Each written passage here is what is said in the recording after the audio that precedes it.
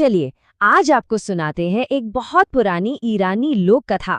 ये कहानी है ज्ञान और दौलत के असली मतलब के बारे में।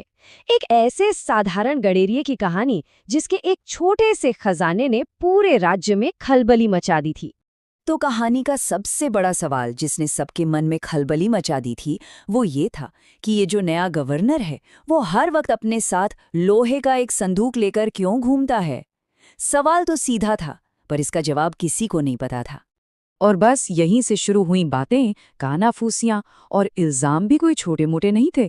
लोग कहते, अरे ये तो बड़ा बेईमान है, जो टैक्स का पैसा आता है ना उसका कुछ हिस्सा अपने लिए रख लेता है।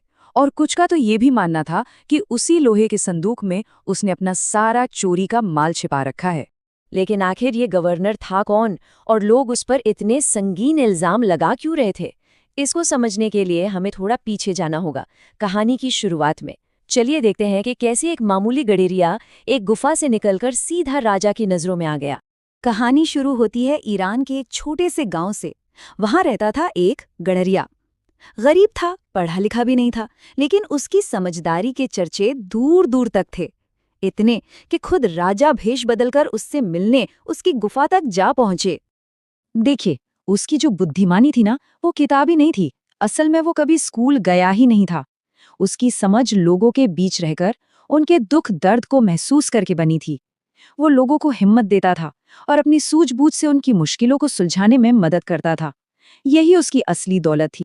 राजा ने जब उसके साथ गुफा में एक रात गुजारी, उसकी बातें सुनी, तो वो इतने प्रभावित हुए कि उन्होंने मन ही मन सोच लिया, वाह, ये तो सच में बहुत समझदार है। मुझे अपने काम के लिए बिल्कुल ऐसे ही लोगों की जरूरत है। और बस यहीं से उस गडरिये की जिंदगी पूरी तरह बदलने वाली थी। अब उसकी असली परीक्षा शुरू होने वाली थी। एक तरफ थी ताकत और दूसरी तरफ थी लोगों की जलन और साजिशें। तो राजा ने क्या किया? उन्होंने उस सीधे साधे गडरिये को एक छोटे से जिले का गवर्नर बना दिया। सोचिए जरा, एक गरीब अनपढ़ गडरिया और अब एक शासक। ये एक बहुत बड़ा बदलाव था। पर मजे की बात यह है कि इतनी बड़ी पोस्ट मिलने के बाद भी वो जरा भी नहीं बदला। वो वैसे का वैसा ही विनम्र रहा। लोग उसकी बुद्धिमानी की, उसकी नेकी की और उसकी हमदर्दी की मिसालें देते थे। वो सबके लिए एक दयालु और इंसाफ करने वाला शासक था।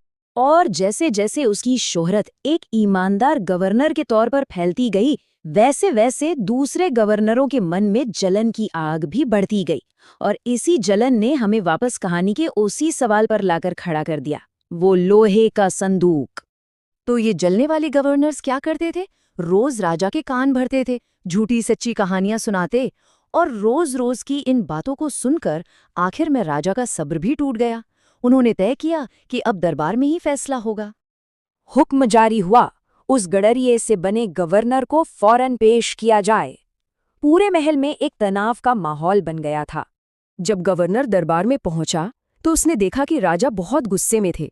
लगता था कि लगातार शिकायतों ने राजा को यकीन दिला दिया था कि दाल में कुछ तो काला जरूर है। राजा ने गरज कर पूछा, तुम ये लोहे का संदूक हमेशा अपने साथ क्यों लेकर घूमते हो? बताओ मुझे, आखिर है क्या इसमें? सबकी नजरें गवर्नर पर थीं। पूरा दरबार सांस रोके बस उसी एक जवाब का इंतजार कर रहा था। तो अब वो पल आ ही गया। वो राज खुलने वाला था जिसके बारे में पूरे दरबार में इतनी बातें हो रही थीं। वो तथाकथित खजाना अब सबके सामने आने वाला था। अफवाहें क्या थीं कि संदूक में सोना है, चांदी है, हीरे जवाहरात हैं, और हकीकत में संदूक से निकला सिर्फ एक पुराना मामूली सा कंबल। जरा सोचिए वो सीन। जैसे ही गवर्नर ने अपना वो इकलौता खजाना ऊपर उठाया, पूरे दरबार में सन्नाटा छा गया।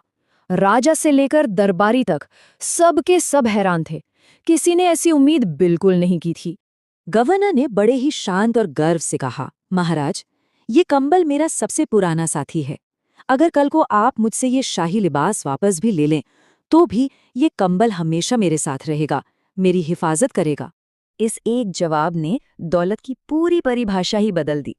ये साफ हो गया था कि उस गडरिये का असली खजाना सोने चांदी का नहीं बल्कि कुछ और ही था। तो क्या था उसका असली खजाना? पहली चीज थी विनम्रता। मतलब ये कभी ना भूलना कि आप कहाँ से आए हैं।